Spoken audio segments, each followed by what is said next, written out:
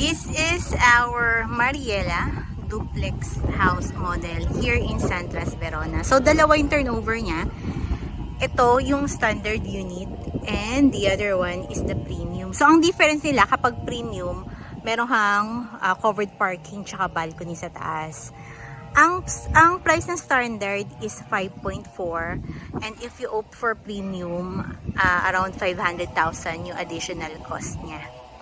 So, ito yung pinakamurang house model natin. Mariela means beloved. So, ang floor area niya is 93.91 square meter. Then, ang lot area niya is 88 square meter. Meron tayong dalawang ready for occupancy here. So, ito yung iyong sala and dining area. Pati kitchen. So, meron ka pang actually space sa likod. May service area ka pa dun. So, sa likod, ito yung space mo. Hanggang dito lang siya. Hanggang dito lang. Since yung kabila, syempre, owned na yun nung another owner ng unit. Ayan. O, diba? Medyo malaki pa yung likod. Kaya yung iba, ini-extend nila yung kitchen lang sa labas. And let's go upstairs.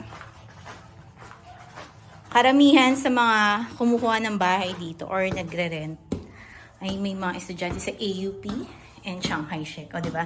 Instead na mag-rent ka ng condo in that area.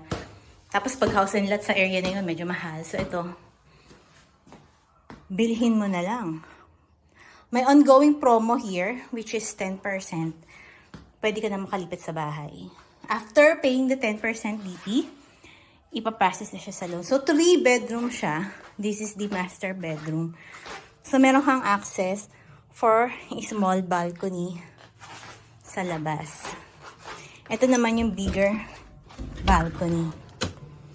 Ayan. So, kung gusto mo ng medyo mahangin, which is in fact, Silang is just a few drives away to Tagaytay.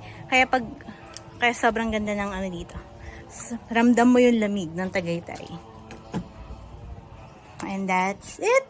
This is our Mariela duplex house model in San Tras, Verona.